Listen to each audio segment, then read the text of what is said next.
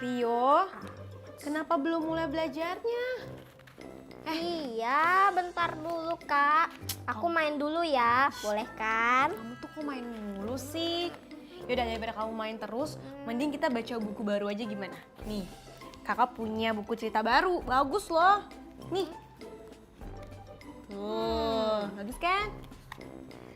Bagus. Nah, teman-teman di rumah, kalian masih ingat nggak sama kisah tentang Tim dan benih tumbuhan? Kali ini ceritanya tim dari masa depan akan mengirim surat ke masa lalu untuk seorang anak bernama Tom. Kira-kira suratnya berisi apa ya? Wah, kayaknya asik juga nih Kak. Kak, tolong bacain buat aku sama teman-teman di rumah ya Kak. Boleh, nanti kakak bacain. Tapi sebelumnya kita berdoa dulu yuk, agar ilmu yang kita dapatkan hari ini bisa bermanfaat. Oke. Berdoa dimulai. Berdoa selesai. Amin. Teman-teman, jangan lupa ya, siapkan buku tulis dan buku catatanmu. Oh ya teman-teman, coba perhatikan gambar ini. Sepertinya keran air di wastafel lupa dimatikan. Airnya terbuang sia-sia. Nah, apa yang akan kamu lakukan jika melihat hal ini di rumah kamu? Tulis jawaban kamu di bukumu ya. Karena gambar ini akan berhubungan dengan cerita yang akan kakak bacakan nanti. Nah, sekarang kakak mau baca bukunya. Kamu simak baik-baik, jangan main terus, oke? Iya deh Kak. Yuk kita mulai. Surat untuk Surat untuk Tom. Matikan lampunya, Tom. Tom mendengar suara Mama berteriak. Mama selalu seperti itu mengingatkan Tom. Tom harus mematikan lampu kamarnya jika tidak dipakai. Tom tidak boleh lupa mematikan keran air di kamar mandi. Tom tidak boleh berlama-lama di depan kulkas. Mama tidak tahu udara akhir-akhir ini sangat panas. Sehingga Tom mendinginkan tubuhnya dengan duduk di depan kulkas yang terbuka. Tom cemberut, ia memilih keluar rumah. Di luar, Tom tidak akan mendengar suara Mama. Tom akan bermain dengan kelinci peliharaannya saja. Tom baru saja duduk di dekat kandang kelincinya. Angin bertiup sepoi-sepoi. Mata Tom mengantuk dan hampir tertidur. Ketika sesuatu menyentuh ujung hidungnya, Tom kaget. Sebuah kartu pos. Siapa yang melemparnya? Tom mengambilnya dengan kesal. Kartu pos bergambar seorang anak laki-laki memakai respirator. Hai Tom. Hah? Anak itu tahu namanya. Tom kaget ketika menemukan namanya pada kartu pos itu. Aku Tim, yang hidup ratusan tahun sesudahmu. Seminggu yang lalu, aku bermimpi tentangmu. Tentang pohon-pohon yang tumbuh subur, juga sumber air yang berlimpah. Di tempatku tidak ada pohon lagi. Air pun sulit didapat. Tom terus membaca. Kamu tahu, untuk keluar rumah, aku harus memakai respirator. Kalau tidak, udara kotor bisa masuk ke tubuhku dan nafasku akan menjadi sesak. Semua itu disebabkan dahulu tidak ada yang mau berhemat energi. Lampu dibiarkan terus menyala, keran air tidak dimatikan, pohon ditebang. Sampai di sini Tom berhenti membaca. Apakah Tim tahu apa yang Tom lakukan? Jika tidak berhemat, energi akan habis. Kalau sudah habis, kamu akan merasakan hidup seperti aku. Gelap, penuh polusi yang membuat sakit, dan tidak ada teman. Semua memilih hanya tinggal di rumah. Tom mulai sedih. Aku tunggu balasan suratmu. Letakkan saja di dekat kandang kelincimu dan biarkan angin menerbangkannya surat balasanmu. Tom, gawat. Itu suara mama. Tom lupa, ia tadi menyalakan televisi dan belum mematikannya. Mulai hari ini, Tom berjanji tidak akan lupa lagi. Tom tidak ingin mengalami nasib seperti Tim. Nah, itu dia deh cerita pendek surat untuk Tom. Nah, kalau menurut kamu nih, Dek, dalam cerita tadi kenapa ya mamahnya marah kepada Tom? Karena Tom terlalu berlebihan dalam menggunakan energi untuk hal yang tidak diperlukan. Jadi kan terbuang sia-sia deh. Betul. Terus tadi apa sih, Dek, yang dilakukan Tom di depan kulkas? Oh, itu ya Kak. Masa Tom sengaja berada di depan kulkas untuk mendinginkan badannya dari udara yang panas? Ih, ada-ada aja. Padahal kan seharusnya Tom bisa lebih menghemat. Betul gak Zara? Iya, bener banget, Rio. Kita harus bisa lebih bijak dalam menggunakan energi. Teman-teman di rumah, baru saja kita bersama-sama membaca kisah Tom yang mendapat surat dari Tim. Jika kita mendapat sebuah surat, tentu saja harus membalasnya kan? Apalagi jika surat itu surat yang kamu rasa penting. Nah, teman-teman harus menulis surat balasan untuk Tim. Jika teman-teman masih bingung bagaimana cara membalas suratnya, kamu bisa membayangkan diri kamu menjadi Tom dan coba menulis surat balasan untuk Tim. Kira-kira apa yang ingin kamu tulis dalam surat balasan itu? Lalu, bagaimana caramu untuk menghibur Tim? Kakak jadi penasaran nih. Saat balasan suratmu selesai, apakah Tim akan menyukainya? Bila terasa sulit, mintalah bantuan anggota keluargamu ya. Jangan lupa untuk menuliskan surat balasanmu di buku kerjamu.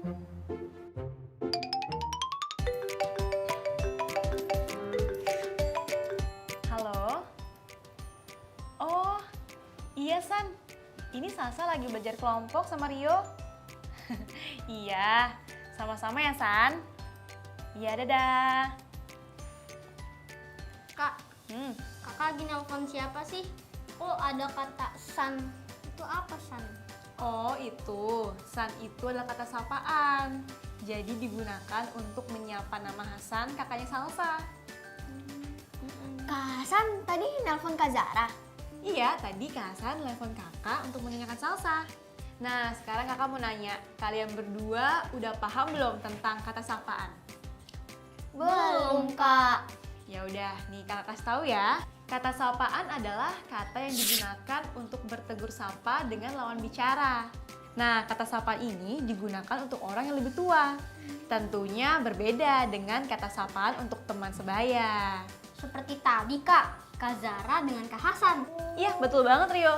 Nah, contohnya, San, kamu habis dari mana? Itu contoh sapaan untuk teman sebaya. Nama Hasan bisa disapa dengan San. Kalau sapaan untuk yang lebih tua, bagaimana, Kak? Kalau untuk itu, kamu harus menggunakan kalimat yang lebih baku. Contohnya seperti ini. Selamat pagi Bapak Guru. Atau, apa kabarnya Tante? Gimana? Sekarang Salsa sama Rio udah lebih paham kan? Udah, Kak. Bagus kalau gitu. Sekarang saatnya kita berlatih menggunakan kata sapaan. Pertanyaan pertama. Apabila kamu bertemu dengan gurumu di jalan, sapaan apa yang akan kamu gunakan? A. Hei Pak, apa kabar? Atau B. Selamat pagi Pak. Jawabannya B Kak. Selamat pagi Pak. Betul. Karena jawaban B lebih sopan digunakan ketika kita menyapa seseorang yang lebih tua. Pertanyaan kedua, jika kamu melihat temanmu dan ingin memanggilnya, sapaan seperti apa yang akan kamu gunakan? A. Hai Andi. B. Pak Guru, saya ada perlu. Jawabannya A, Kak. Hai Andi. Salsa benar. Jawaban A adalah sapaan yang tepat untuk teman sebaya. Nah, teman-teman di rumah, sekarang giliran kamu untuk menjawab pertanyaan berikut ya. Ketika kamu sedang mencari alamat dan kamu ingin bertanya pada seorang nenek, sapaan apa yang tepat? A. Nek, tanya alamat ini dong. B. Permisi, Nek, saya mau bertanya. Saat kamu ingin membeli bakso, kalimat sapaan mana yang tepat? A. Bro, berapa harga semangkuk bakso? B. Bang, berapa harga semangkuk bakso? Jangan lupa ya, tuliskan jawabanmu di buku kerjamu. Oke teman-teman. Dan mintalah anggota keluargamu untuk mengeceknya.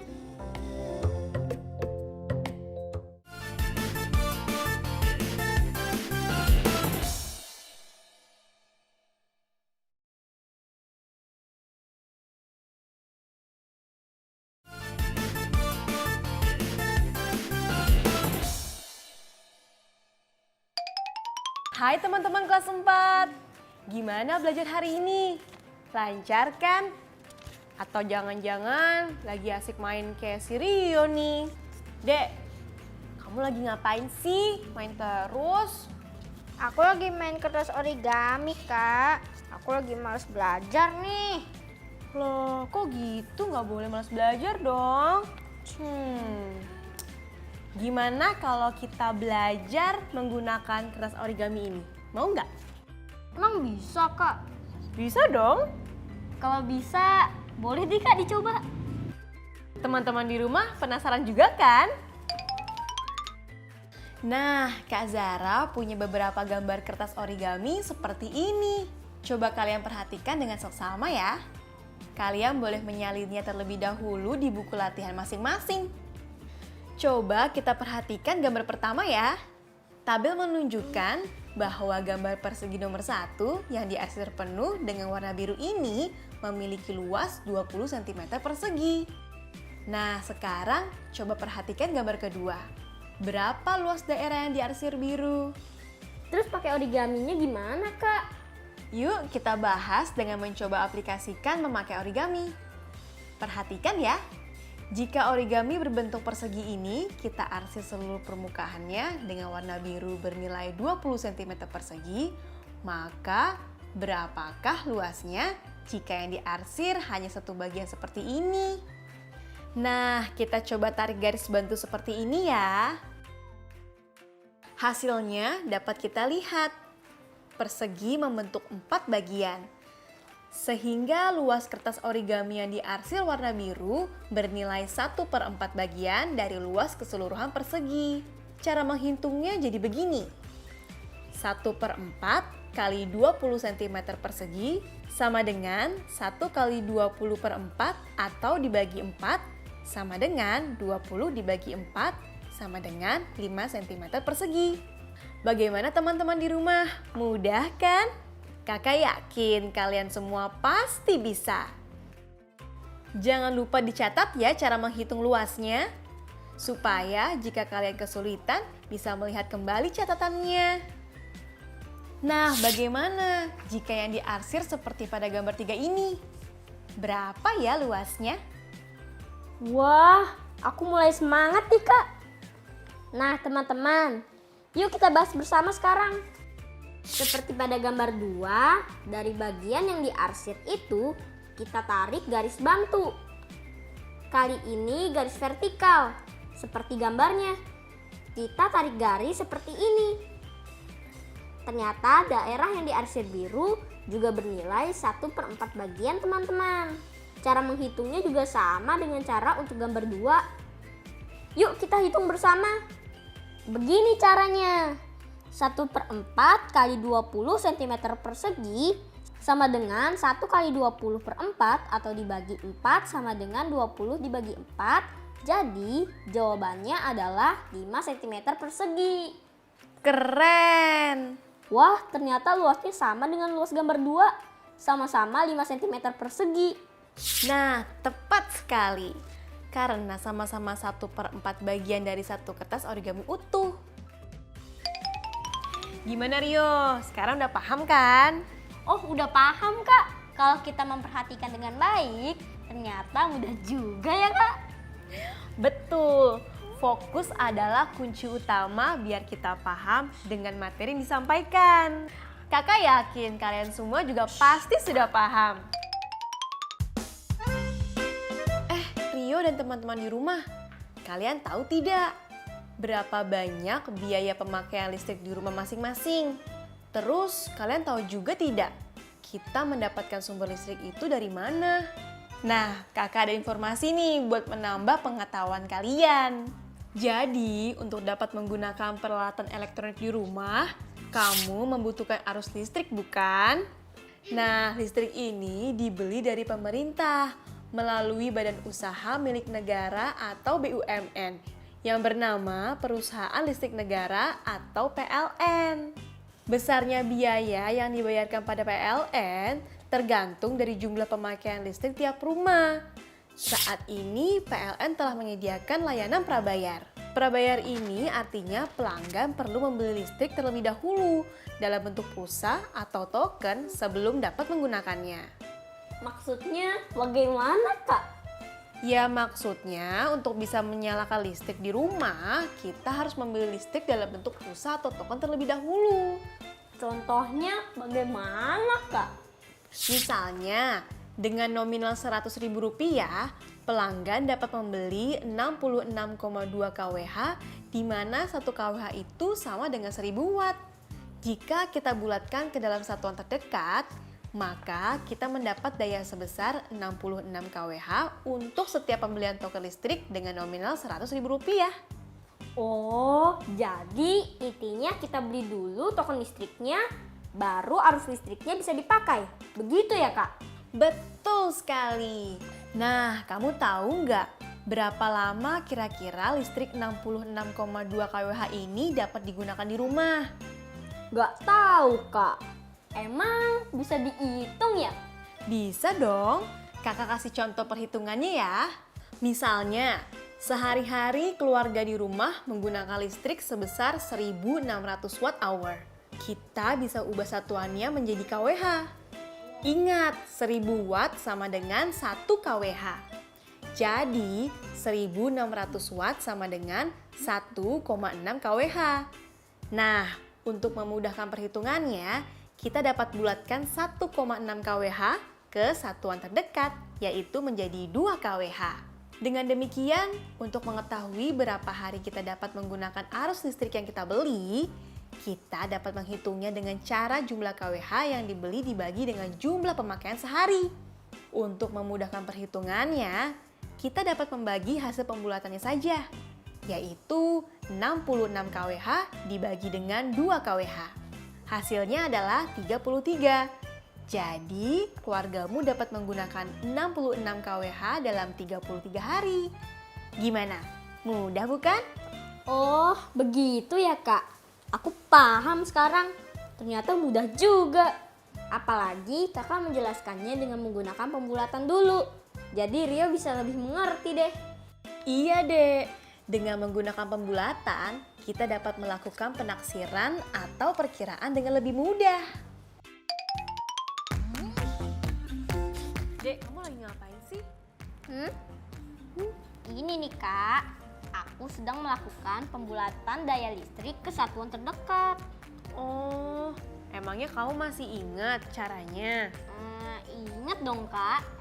Coba contohin gimana pembulatannya. Oh oke. Teman-teman, yuk kita coba lakukan pembulatan ke satuan terdekat bersama.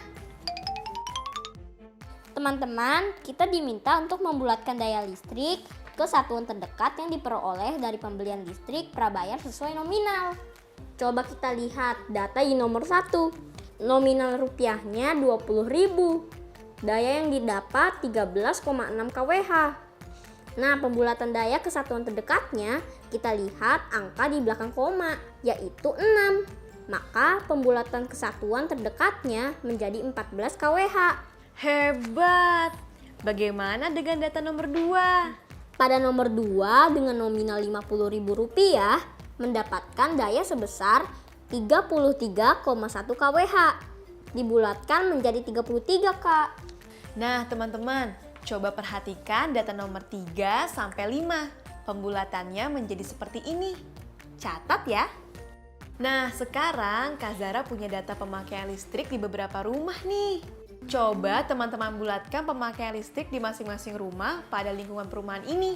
Setelah itu, pilih nominal pada tabel pertama yang akan mencukupi pemakaian listrik untuk 1 bulan dan untuk 1 kali pembelian.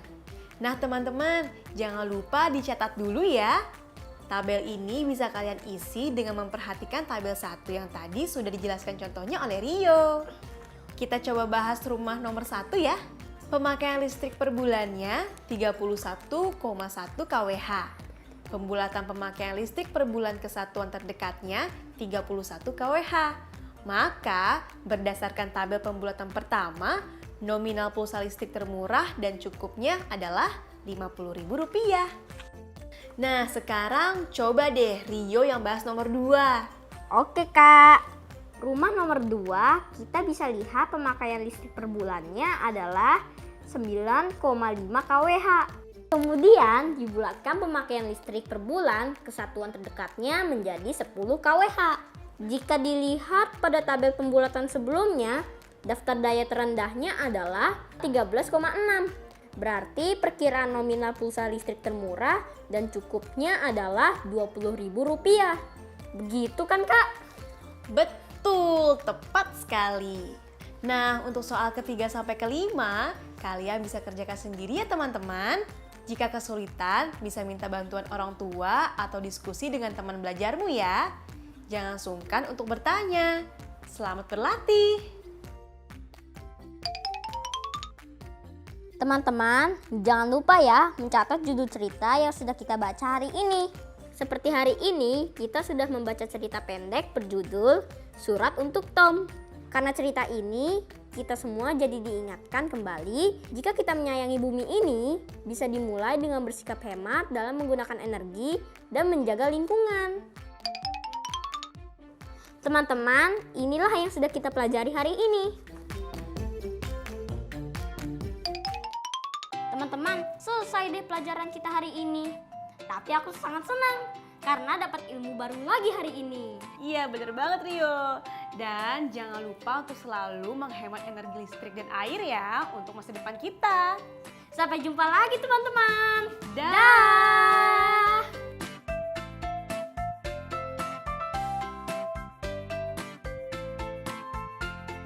Sekarang tetap belajar dari rumah ya teman-teman. Ingat, jaga jarak, rajin mencuci tangan, dan pakai masker agar kita mencegah penyebaran COVID-19.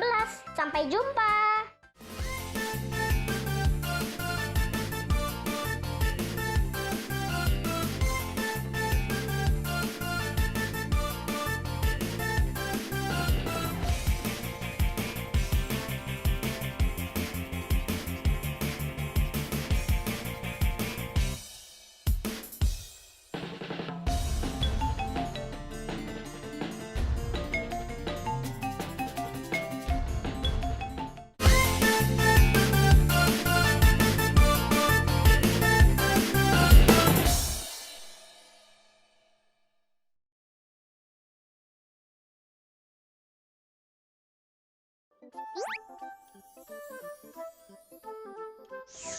Halo sahabat Dikbud, di masa kebiasaan baru seperti sekarang ini, ingat selalu pesan ibu.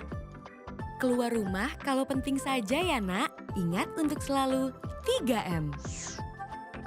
3M itu mudah dilakukan dan bisa mencegah penyebaran virus corona. Menggunakan masker, mencuci tangan dengan sabun dan air mengalir, menjaga jarak. Sahabat Dikbud, kalau kamu sayang keluarga, jangan bawa virus ke rumah ya. Ingat pesan ibu, ingat 3M.